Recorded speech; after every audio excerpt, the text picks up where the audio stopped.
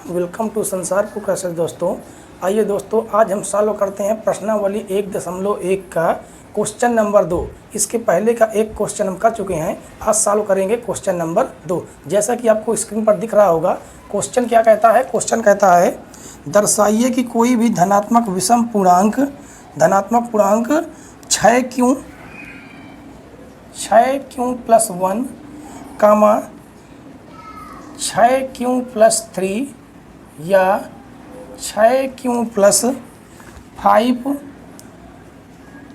के रूप का होता है। ठीक है दोस्तों, अब देखिए, अब यहाँ पर हमें क्या करना है। यहाँ पर हम सॉल्व करेंगे कि कैसे सॉल्व करेंगे। यहाँ पर मान लेंगे, माना एक विषम धनात्मक पूर्णांक a है। ठीक है, और b बराबर हम क्या मान लेंगे, b बराबर मान लेंगे 6। अब ये b है क्या, ये भी b हमारा भाजक है। ये b हमारा क्या है, भाजक है। आइए देखते हैं भाजक और भागफल, इस शेषफल क्या होते हैं। देखिए, ये हमारा रफली काम है। ठीक है दोस्तों, तो भाजक ये होता है भाजक, बीच में होता है भाज्य, ऊपर क्या हमें मिलता है भागफल, और नीचे क्या आता है शेषफल, जिसे हम शॉर्टकट में लिखें तो बीच वाले क्या कहेंगे a। ठीक है, और शेषफल को क्या कहेंगे r, और जो हमें भागफल प्राप्त होता है वो होता है क्यों। ठीक है दोस्तों, अब देखिए यहाँ पर हम क्या करेंगे, यहाँ पर लिखेंगे a बराबर क्या लिखेंगे, b क्यों प्लस r। अब ये r हमारा क्या होगा, शेषफल होगा, और जब भी जिसका हम भाग देंगे शेषफल हमेशा उस भाजक से छोटा ही होगा। तो यहाँ पर हम लिखेंगे r के संभावित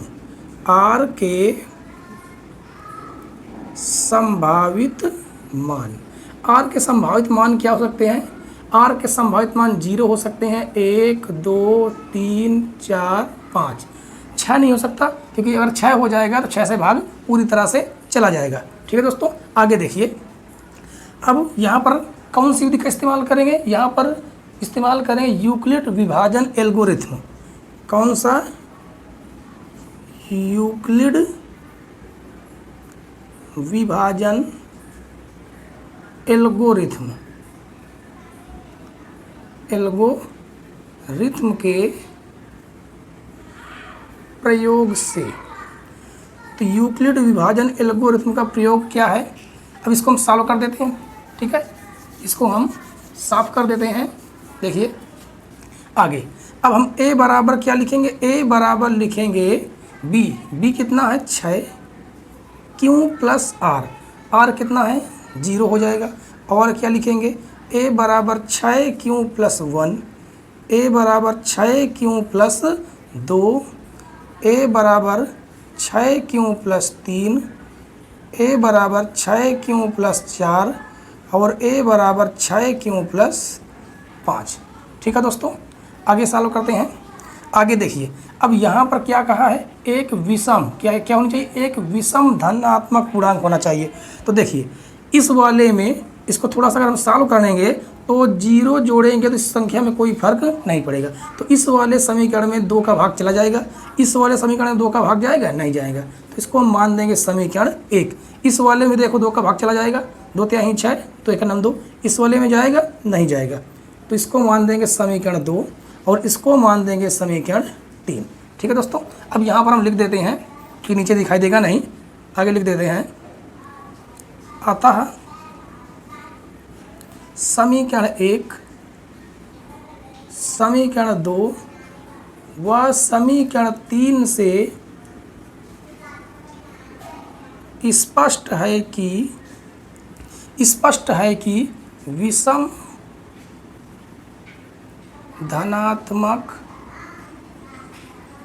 पूर्णांक किस किस रूप में लिख सकते हैं, 6 क्यों प्लस 1, और क्या है 6 क्यों प्लस 3, 6 क्यू प्लस 5 के रूप में लिख सकते हैं।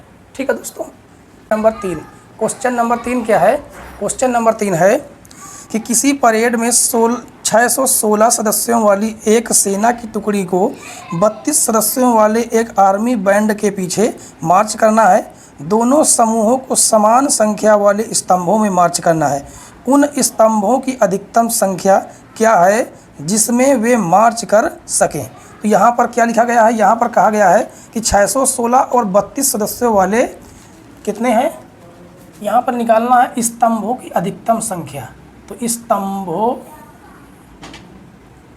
की अधिकतम संख्या, स्तंभों की अधिकतम संख्या निकलेगी, क्या निकलेगी कि 616 और 32 का HCF निकलेगा। तो यहाँ पर हम इनका HCF निकाल लेते हैं। इनका HCF क्या हो जाएगा? सेम हमें कौन सा प्रोसेस इस्तेमाल करना है? यूक्लिड विभाजन एल्गोरिथम का इस्तेमाल करना है। तो यूक्लिड विभाजन एल्गोरिथम का इस्तेमाल करने के लिए सबसे पहले क्या करते हैं? सबसे पहले हम 616 को 32 से बड़ा दिखाएंगे। ठीक है। अब हमारा यहाँ पर क्या लिख देंगे? यूक्लिड विभाजन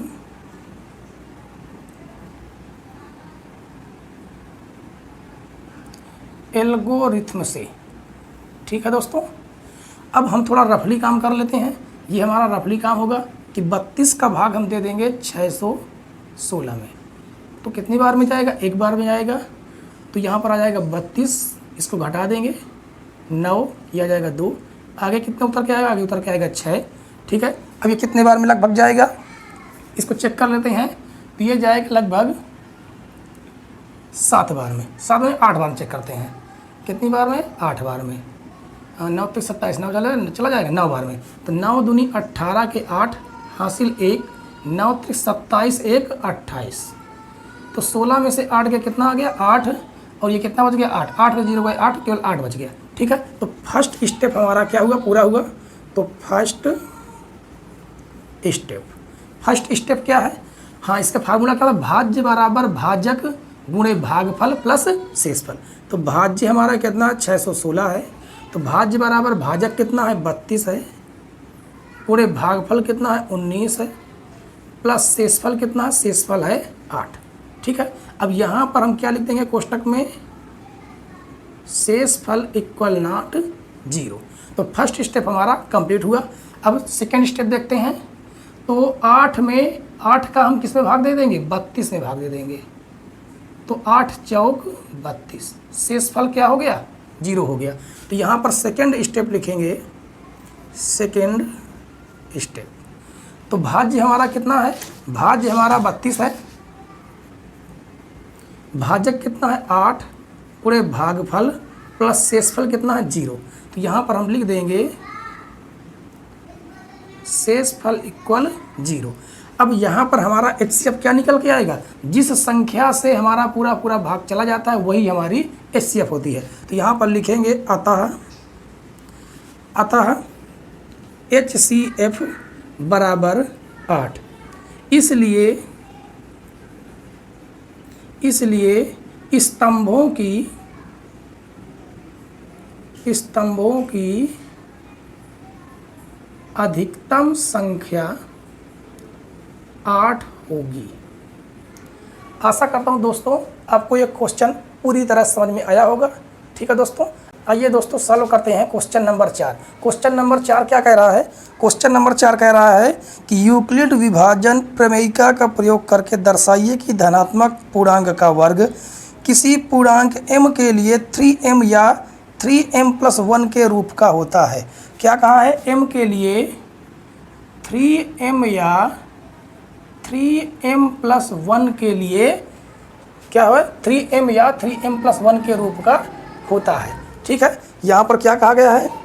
कहा गया है कि धनात्मक पूर्णांक का वर्ग। तो हम यहाँ पर धनात्मक एक पूर्णांक संख्या मान लेंगे। तो माना धनात्मक पूर्णांक संख्या a है। ठीक है दोस्तों।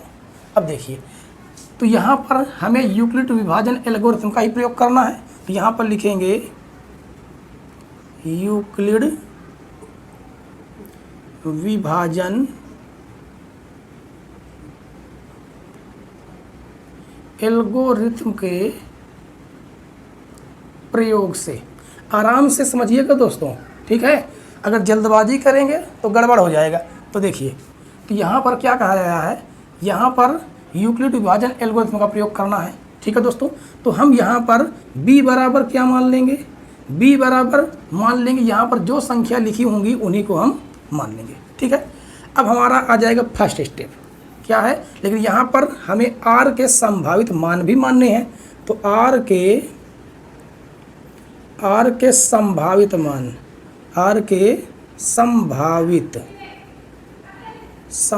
मान, तो r के संभावित मान क्या हो सकते हैं, r के संभावित मान हो जाएगा 0, 1, 2, 3 नहीं हो सकता, ठीक है। इससे हमेशा संख्या क्या होंगी, r के छोटे ही होंगी, ठीक है। तो आगे देखते हैं, आगे लिखेंगे a बराबर क्या लिखे देंगे, 3q प्लस 0 कब लिखेंगे, जब r का मान क्या होगा, 0 होगा। अब यहाँ पर कहा गया है क्वेश्चन में, जैसा आपको दिख रहा है क्वेश्चन में कहा गया है इसका वर्ग, तो इसका हम क्या कर देंगे, इसका हम कर देंगे वर्ग। तो 3q का भी कर देंगे, क्या वर्ग कर देंगे। तो ये हो जाएगा a² बराबर 9q का स्क्वायर, ठीक है दोस्तों। इसको मान देते हैं समीकरण 1।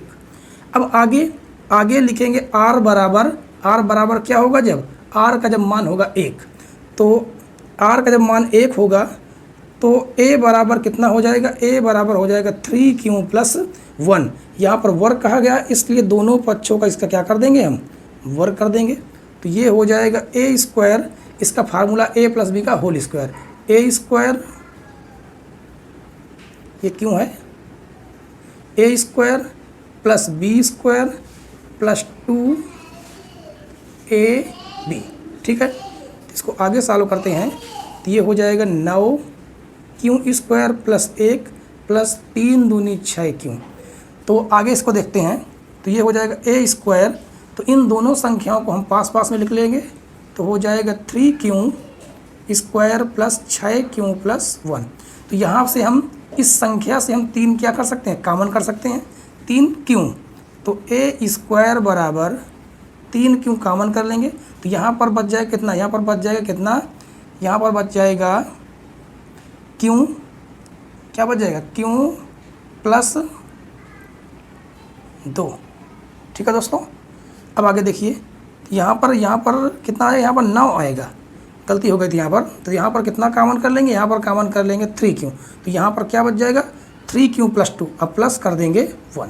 अब इसको हम किसके बराबर मान देंगे, m के बराबर, क्यों, क्योंकि यहाँ पर हम लिख देंगे जहाँ m बराबर 3q प्लस 2, तो ये हो जाएगा a² बराबर 3m प्लस 1। तो यहाँ पर क्या कहा गया है, 3m या 3m प्लस 1 के रूप का होता है। तो देखिए यहाँ पर भी अगर हम क्या मान देते, q² बराबर q², यहाँ पर हमें मानना चाहिए था, यहाँ सुधार लीजिए थोड़ा सा। तो यहाँ पर हम मान देंगे जहाँ, हाँ इसको क्या लिख सकते हैं, इसको लिख सकते हैं 3 गुणे 3, ठीक है। तो 3 गुणे 3, तो इसको हम क्या मान देंगे, जहाँ 3q² बराबर m, तो यहाँ पर संख्या क्या आ जाएगी, a² बराबर 3m, क्या आ जाएगा 3m, समीकरण 1। अब यहाँ पर देखिए समीकरण 1 और समीकरण 2, तो यहाँ पर लिख देते हैं, अतः समीकरण 1 व समीकरण 2 से स्पष्ट है कि कोई विषम, यहाँ पर विषम कहा गया है, यहाँ पर धनात्मक कहा गया, ठीक है, धनात्मक पूर्णांक a, धनात्मक पूर्णांक 3m, 3m प्लस 1 के रूप का होता है। ठीक है दोस्तों, आशा करता हूँ दोस्तों ये क्वेश्चन आपको पूरी तरह समझ में आया होगा। यूक्लिड विभाजन प्रमेयिका का प्रयोग करके दर्शाइए कि किसी धनात्मक पूर्णांक का घन, क्या कहा गया है, कहा गया है धनात्मक पूर्णांक का घन, धनात्मक पूर्णांक का घन 9m प्लस 1 और 9m प्लस 8 के रूप का होता है, 9 प्लस 8 के रूप का होता है। ठीक है दोस्तों, अब यहाँ पर हम दो संख्याएं मान लेंगे, यहाँ पर दो संख्याएं मानेंगे, माना दो धनात्मक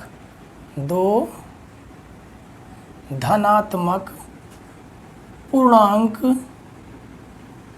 a व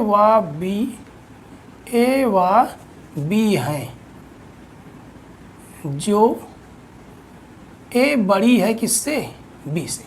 ठीक है, अब यहाँ पर हम यूक्लिड विभाजन एल्गोरिथम का ही प्रयोग करेंगे, तो यूक्लिड विभाजन